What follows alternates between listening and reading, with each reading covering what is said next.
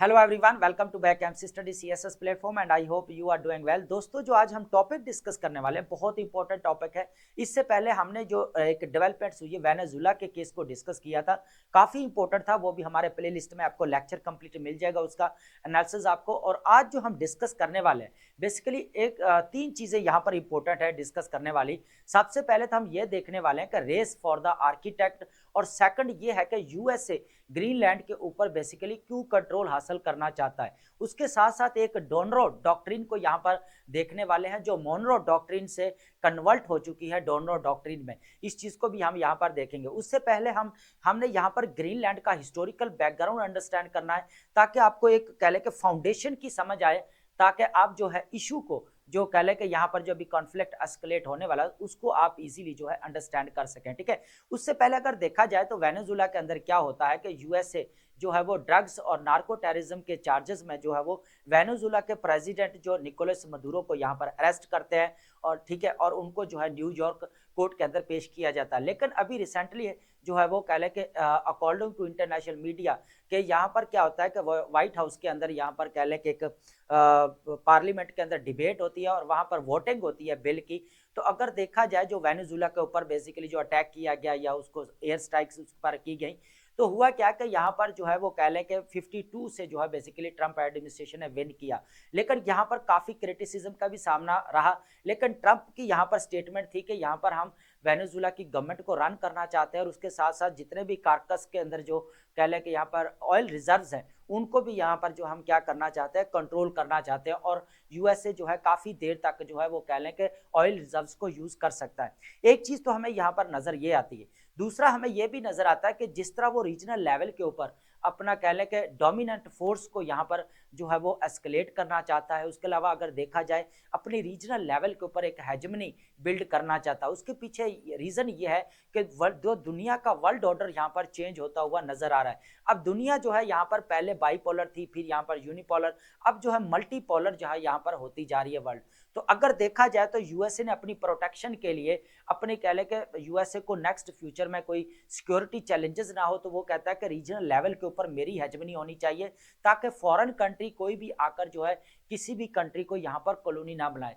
अब यहाँ पर हो क्या रहा है कि वेनेजुला के अंदर किसका यहाँ पर चल रहा था, बेसिकली सोशलिज्म चल रहा था। तो अब वहां पर बात की जा रही है कि डेमोक्रेसी को यहाँ पर इन्फोर्स किया जाएगा। तो रीजनल लेवल के ऊपर वो चाहता है कि कोई और बाहर से कंट्री आकर जो है किसी स्टेट या कंट्री को क्या करे, वो कॉलोनी ना बना ले। तो ये चीज हमें नजर आती है। तो एक किस्म अगर एक साइड से हम बात करें तो अमेरिकन क्या कर रहे हैं कि एक बार दोबारा जो हमें इरा ऑफ इंपीरियलिज्म या इरा ऑफ कॉलोनियलिज्म यहाँ पर देखने को मिल रहा है कि किस तरह वो कॉलोनीज को या स्टेट्स को अपने कह ले के अंडर कंट्रोल ले रहा है। ठीक है, तो अब जो केस हमारे पास यहाँ पर रहेगा, इससे पहले अगर देखा जाए तो मैक्सिको, क्यूबा और उसके बाद अगर देखा कोलंबिया को भी वो ऑलरेडी जो है यूएसए जो ट्रंप है वो वार्न कर चुके हैं कि हम जो है वो कह ले कि इस और ज्यादा ऑपरेशन को यहाँ पर बढ़ाएंगे और ये रीजनल लेवल के ऊपर हमारा यूएसए का कंट्रोल होना चाहिए। तो वो कह ले कि एक सेफ्टी के लिए कर रहे हैं कि उनके, ताकि यूएसए की कह ले कि सिक्योरिटी को जो चैलेंजेस फ्यूचर में हो तो वो यहाँ पर ना फेस किए जाएं। ठीक है,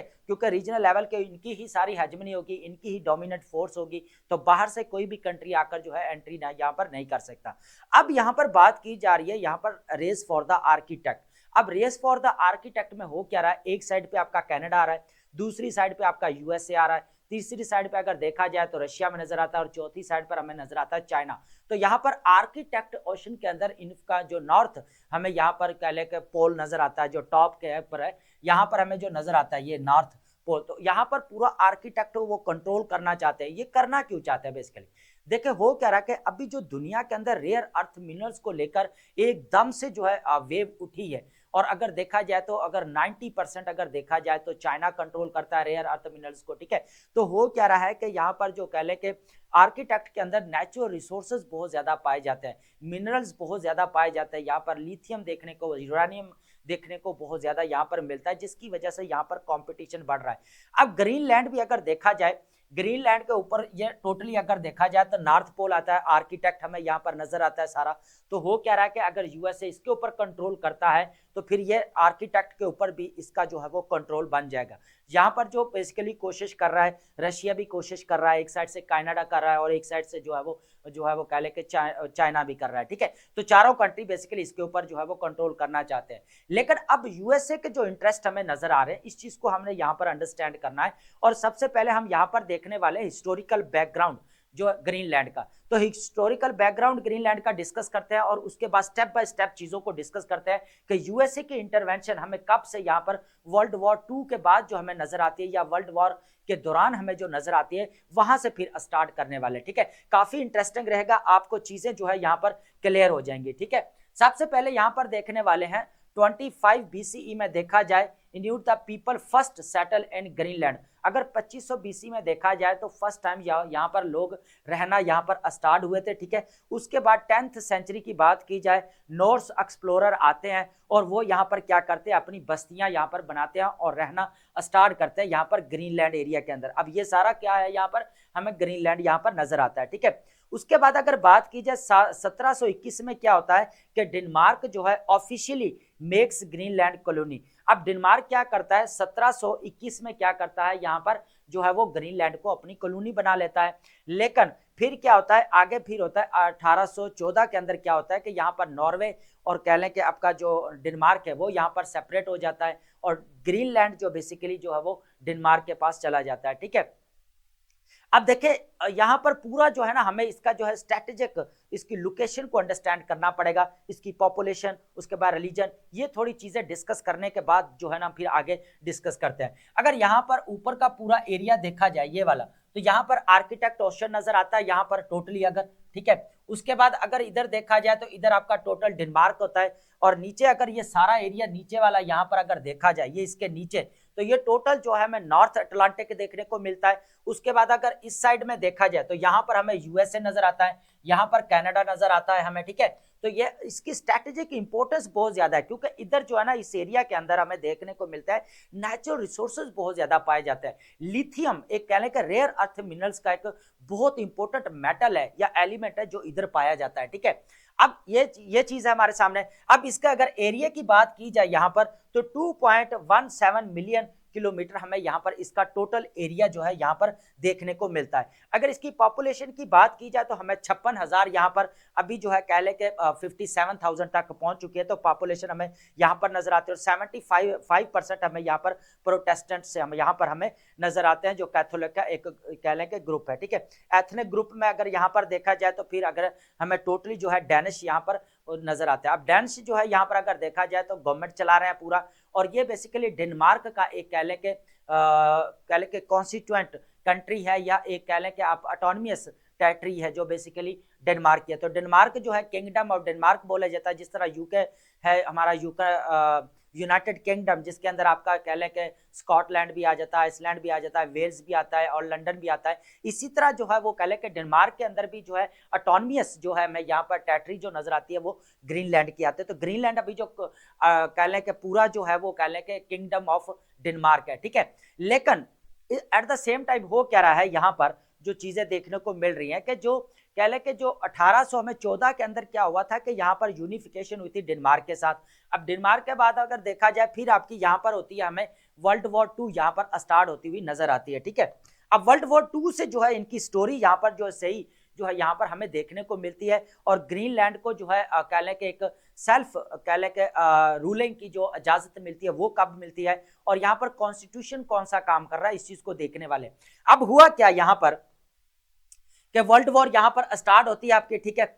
और वर्ल्ड वॉर आपके कह लें कि 1939 में स्टार्ट होते हैं और यहाँ पर फिर नाजी जो जर्मनी जो है यहाँ पर कंट्रोल जो है वो पूरा यूरोप के अंदर जो है वो बढ़ता जा रहा था और उसने नॉर्वे के ऊपर भी यहाँ पर कंट्रोल जो आपका डेनमार्क के ऊपर भी क्या किया, कंट्रोल किया। अब डेनमार्क के ऊपर जब कंट्रोल किया तो 1940 के अंदर क्या हुआ कि जो आपका जो ग्रीनलैंड था, ये पूरा ग्रीनलैंड, तो ये आपका अकेला रह गया, ठीक है। इसको कंट्रोल करने वाला कोई भी नहीं रहा क्योंकि ये उस वक्त जो है कह लें कि एक टेरिटरी थी किसकी, बेसिकली डेनमार्क की। तो डेनमार्क जो है किसके कंट्रोल में चला गया, नाजी जर्मनी के। अब नाजी जर्मनी ने डेनमार्क को कंट्रोल कर लिया तो पीछे जो ग्रीनलैंड है वो फ्री बच गया, उसको कंट्रोल या उसकी हिफाजत या प्रोटेक्शन के लिए कोई भी नहीं था। तो इनको डर लगा और ये फिर क्या हुआ कि यहाँ पर एम्बेसडर थे एक हेनरिक कोफमैन। अब हेनरिक कॉफमैन क्या करते हैं, एम्बेसडर तो यूएसए, वो यूएसए जाते हैं और कहते हैं कि हमें यहाँ पर बचाओ क्योंकि यहाँ पर नाजी गवर्नमेंट या नाजी जर्मनी जो है यहाँ पर कंट्रोल हासिल कर लेगा।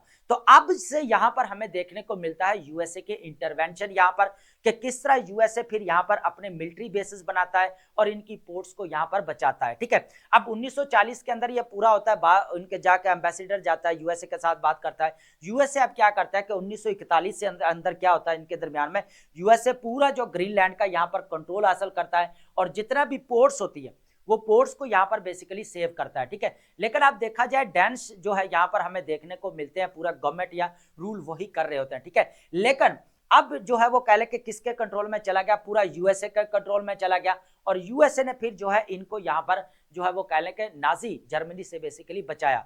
ठीक है, अब यहां तक बात होगी। अब फिर क्या हुआ कि जब यहाँ पर वर्ल्ड वॉर 2 बंद हो जाती है तो फिर क्या होता है कि डेनमार्क 1953 के अंदर क्या होता है, यहाँ पर 1953 के अंदर क्या करता है कि वो डेनमार्क एक कॉन्स्टिट्यूशन इंट्रोड्यूस करवाता है और जो बेसिकली कहता है कि ये कह लें कि ग्रीनलैंड के ऊपर भी जो होगा और उसके बाद, लेकिन यहाँ पर एक और बात भी है, डेनमार्क के ऊपर जो कंट्रोल किया था नाजी गवर्नमेंट में वो बेसिकली 1945 के बाद फिर जो है यहाँ पर जो है उन्होंने अपनी इंडिपेंडेंस यहाँ पर सेलिब्रेट की डेनमार्क ने। ठीक है, तो डेनमार्क फिर 1945 में यहाँ पर आजाद हुआ। उसके बाद फिर क्या 1953 के अंदर क्या करता है, वो कॉन्स्टिट्यूशन यहाँ पर इंट्रोड्यूस करवाता है और ग्रीनलैंड को कहता है कि आप भी यही यहाँ पर इंप्लीमेंट करो। लेकिन मसला यहाँ पर था कि क्योंकि यूएसए का अब यहाँ पर मिलिट्री बेसिस बना चुका था और इनको जो नाजी जर्मनी से वो बचा चुका था। अब हो क्या रहा था कि यहाँ पर जो है वो डेनमार्क यही चाहता था कि अब यहाँ पर यूएसए बेसिकली यहाँ से निकल जाए। ठीक है, लेकिन अब क्या होता है कि 1951 के अंदर क्या होता है कि यहाँ पर कह ले के ग्रीनलैंड कह ले के यूएसए डेनमार्क के दरमियान में ग्रीनलैंड एग्रीमेंट होता है, जिसमें बेसिकली जो यूएसए इजाजत लेता है कि मैं अपने मिलिट्री बेसिस और बना सकता हूं, ताकि यूएसएसआर उस वक्त यहाँ पर एस्केलेट कर रहा था यहाँ पर देखा जाए, क्योंकि आर्किटेक्ट के अंदर इन्फ्लुएंस जो है रशिया का बढ़ रहा था और दुनिया जो है वो बाईपोलर थी। यहाँ पर दो ही ब्लॉक थे उस वक्त, रशियन, एक यूएसएसआर का और एक आपका वेस्टर्न ब्लॉक। तो अगर देखा जाए तो फिर जो है वो क्या किया यहाँ पर 1951 के अंदर फिर जो है वो कह लें कि यहाँ पर जो डेनमार्क ने वो इजाजत दे दी और यूएसए ने फिर क्या किया, अपना मिलिट्री बेसिस यहाँ पर बनाना शुरू कर दी। ठीक है, और अगर देखा जाए यहाँ पर हमें अभी जो स्पेस बेस हमें नजर आती है वो यहाँ पर पीटूफिक हमें यहाँ पर जो है वो नजर आती है इनकी स्पेस बेस। अब ये स्पेस बेस जो बेसिकली किसकी है, यहाँ पर यूएसए की, और ये क्या करती है, एक तो जितने भी मिसाइल्स आएंगे, एक तो ये मिसाइल्स की वार्निंग के लिए इस्तेमाल किए जाते हैं, दूसरा स्पेस एजेंसी के लिए क्या एज ए काम करते हैं, सर्विलियंस काम करते हैं। और ये बेसिकली कब इनके साइन किया गया, 1951 के अंदर जो है वो कह ले कि डेनमार्क और यूएसए के दरमियान में एग्रीमेंट होता है। ठीक है, अब क्या होता है, नेक्स्ट क्या होता है कि यहाँ पर कॉन्स्टिट्यूशन जो 1953 के अंदर इंट्रोड्यूस करवाया जाता है, तो वो बेसिकली ग्रीनलैंड के ऊपर पूरा जो है कह ले के वही जो है वो चल रहा होता है, उसको इन्फोर्स किया जाता है, उसको इंप्लीमेंट कर लिया जाता है। लेकिन आहिस्ता आहिस्ता फिर क्या होता है कि डेनमार्क ग्रीनलैंड ये चाहता है कि यहाँ पर हम जो है वो अपना सेल्फ रूल करें। फिर यहाँ पर जो है वो कह ले के 1979 के अंदर, कब बेसिकली 1979 के अंदर क्या होता है, यहाँ पर मेमोरेंडम साइन करवा, रेफरेंडम होता है और रेफरेंडम के बाद यहाँ पर जो है वो 70% ये लोग चाहते हैं कि बेसिकली क्या किया जाए, यहाँ पर ग्रीनलैंड की अपनी यहाँ पर गवर्नमेंट होनी चाहिए। ठीक है, तो फिर इनको बोला जाए तो यहाँ पर अगर बोला जाए तो इनको फिर जो है 1979 के अंदर सेल्फ रूल की इजाजत दे दी गई और फिर यहाँ पर सेल्फ रूल इनको मिल गया। ठीक है, लेकिन फिर ये मजीद जो है 2009 के अंदर जो है वो मजीद जो है इनको क्या हुआ, यहाँ पर फर्दर जो इनको जो है वो सेल्फ रूल की यहाँ पर इजाजत मिल गई। यहाँ तक क्लियर है। अब देखें यूएसए क्या कर रहा है। अब यूएसए बेसिकली कह लें कि क्लेम करता है कि वो कई मर्तबा जो है वो कह लें कि यहाँ पर जो है वो ग्रीनलैंड को ले चुका है, हालांकि यहाँ पर वो नाजी जर्मनी से भी जो है वो ग्रीनलैंड को बचा चुका है। ठीक है, एक चीज तो हमें यहाँ पर ये नजर आती है। ठीक है, ऊपर से हमें आर्किटेक्ट जो रेस फॉर द आर्किटेक्ट हमें लगी हुई है, एक चीज तो हमें वो सामने नजर आती है। ठीक है, तो अगर टोटल अभी भी देखा जाए तो यहाँ पर जो ग्रीनलैंड के अंदर अगर देखा जाए तो पूरा जो कह ले के कॉन्स्टिट्यूशन है या एक सेल्फ रूल यहाँ पर चल रहा है और डेनिश गवर्नमेंट यहाँ पर चल रही है।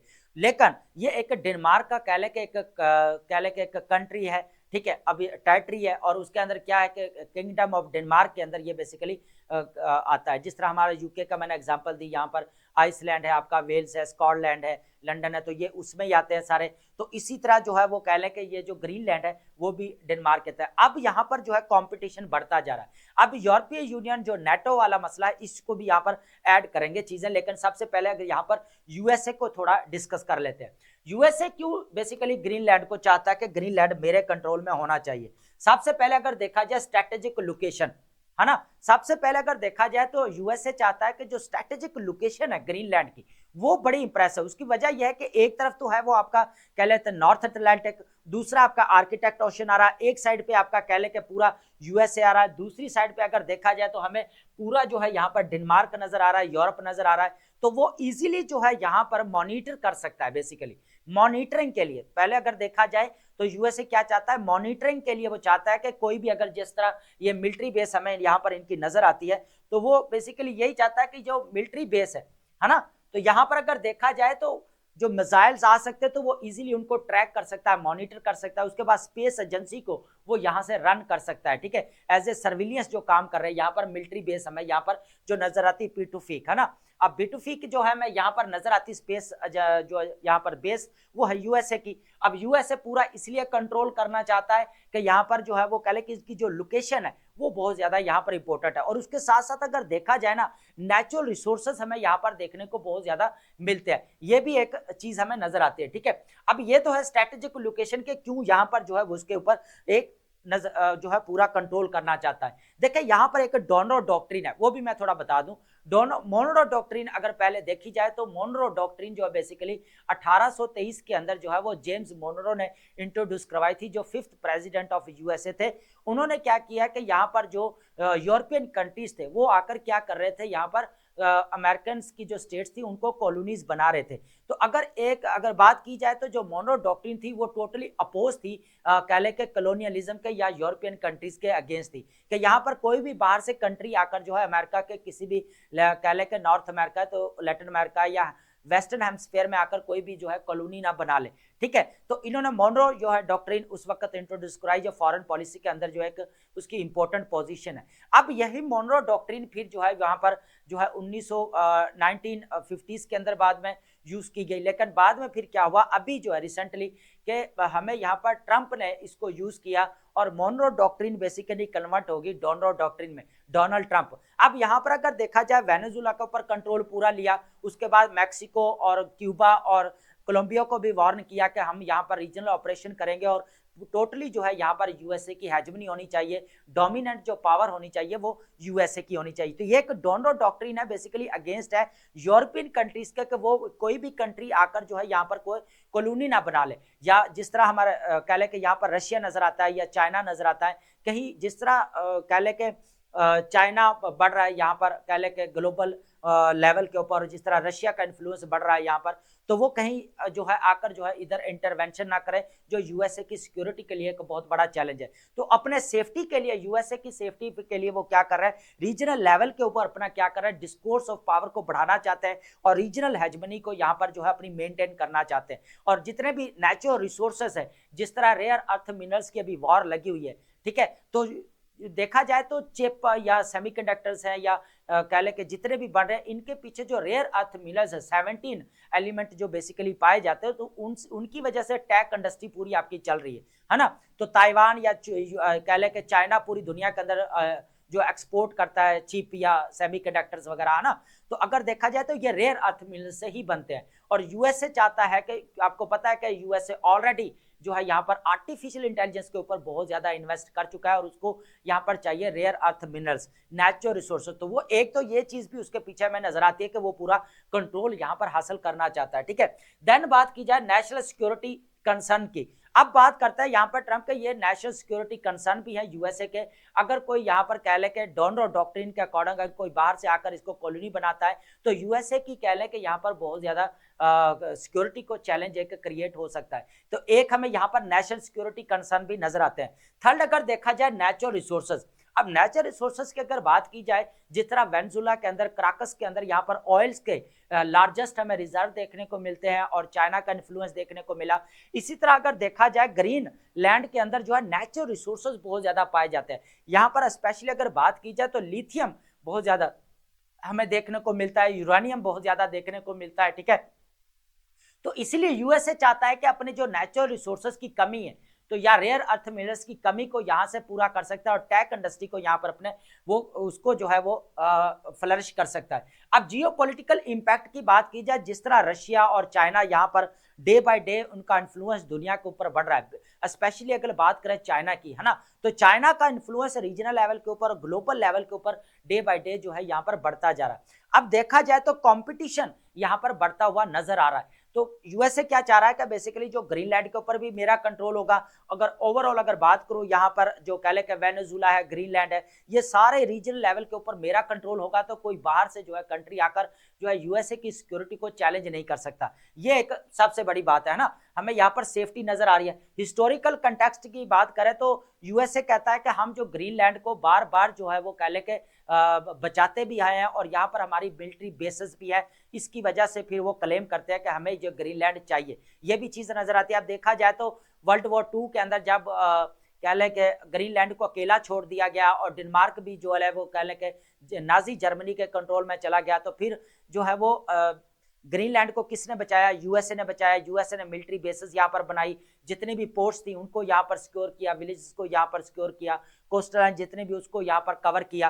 तो अगर देखा जाए तो नाजी जर्मनी से जो है बचाने वाला यूएसए नजर आता है। और फिर क्या होता है यहाँ पर 1951 के अंदर जो है वो कह लें कि इनके दरमियान में एग्रीमेंट होता है और यहाँ पर फिर जो है वो आप कह लें कि पिडुफेक यहाँ पर जो है स्पेस बेस बनाई जाती है। तो अब यूएसए बेसिकली चाहता है कि इसको परचेज करना चाहता है। अब सेक्रेटरी ऑफ स्टेट हमें मार्को रूबियो जो नजर आते हैं वो भी यही बात करते हैं कि हम जो है वो ग्रीनलैंड को परचेज करना चाहते हैं। हालांकि ये बात पहले भी एक बार हुई थी जब $100 बिलियन जो है यहाँ पर यूएसए की तरफ से हमें जो है वो देखने को मिले, ऑफर की गई, लेकिन वो एक्सेप्ट नहीं की गई। अब देखें पता है क्या, रीजनल लेवल के ऊपर एक टेंशन एस्केलेट हो चुकी है कि जिस तरह जो है यूएसए ने कभी एहसानात किए थे यहाँ पर यूरोपियन कंट्रीज के ऊपर, अब वो एहसानात के जो है वो बदला जो है इन शॉर्ट वो लेना चाहता है। तो अब यूरोपियन कंट्रीज जितने भी है ना, अब उनके दरमियान में एक कह ले के एक चीज यहाँ पर उभर रही है कि यहाँ पर जो है वो कह ले कि यूएसए का ग्रीनलैंड के अंदर जो यहाँ पर इंटरफेरेंस है, यहाँ पर कंट्रोल है, वो यहाँ पर नहीं होना चाहिए। अब नेटो के जितने भी अगर देखा जाए, देखो नेटो के अंदर क्या था कि एक अगर स्टेट के ऊपर अगर आर्टिकल 5 है, अगर एक स्टेट के ऊपर हमला होता है तो समझो सारी स्टेट के ऊपर हमला है ना, ये चीज है। और डेनमार्क भी अगर देखा जाए तो फाउंडिंग मेंबर है नेटो का, ठीक है। लेकिन अब जो ग्रीनलैंड है वो तो आपका टेरिटरी है और वो आपका किंगडम ऑफ डेनमार्क का हिस्सा है। तो अब देखा जाए तो पूरे जितने भी नेटो के मेंबर्स हैं वो यहाँ पर जो है वो परेशान भी हैं और यहाँ पर इंटरफेरेंस भी और ये बात भी कर रहे हैं कि यूएसए को ये नहीं करना चाहिए। अब यहाँ पर रेफरेंडम होता है ग्रीनलैंड के अंदर और यहाँ पर बात की जाती है कि क्या यूएसए, लेकिन रेफरेंडम ग्रीनलैंड के अंदर होता है तो वो यही कहते हैं कि बेसिकली यहाँ पर हम यूएसए को जो है यहाँ पर इंटरफेरेंस यूएसए की या हेजेमोनियक बिहेवियर यहाँ पर यूएसए का हमें नहीं चाहिए। तो ग्रीनलैंड ने इस बात को यहाँ पर इनकार कर दिया है। लेकिन यहाँ पर ट्रंप और यहाँ पर जो कलेक्ट पूरी एडमिनिस्ट्रेशन ये चाहती है, यूएसए इन शॉर्ट ये चाहता है कि वो इसको जो है वो परचेज करना चाहता है ग्रीनलैंड को हम यहाँ पर परचेज करेंगे ताकि हमारे यूएसए की जो सिक्योरिटी कंसर्न है उनको हम देख सकते हैं ताकि सिक्योरिटी को कोई चैलेंज ना हो, ठीक है। ये चीज हमें हिस्टोरिकल कॉन्टेक्स्ट में नजर आती है।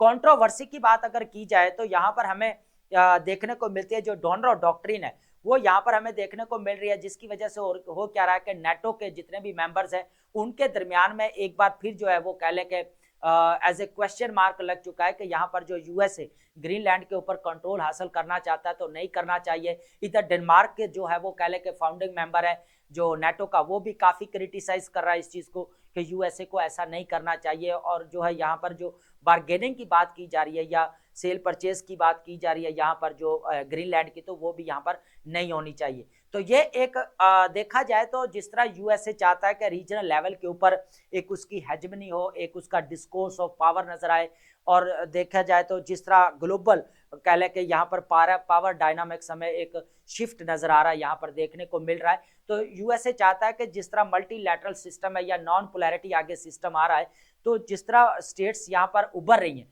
तो यहाँ पर अगर देखा जाए तो कोई भी स्टेट आकर जो है वो इजीली जो है इनको यहाँ पर कंट्रोल कर सकती है। तो उससे पहले हो क्या कि हम यहाँ पर पूरा रीजनल लेवल के ऊपर जो है वो हमारा कंट्रोल होना चाहिए। तो ये हमारा था बेसिकली, इसके पूरे इंटरेस्ट हमें जो यहाँ पर यूएसए के नजर आए, यूरोपीय यूनियन के क्या कंसर्न थे, नेटो का यहाँ पर हमें क्या देखने को मिले, उसके बाद नेचुरल रिसोर्सेज को हमने डिस्कस किया। तो ये इंपॉर्टेंट लेक्चर था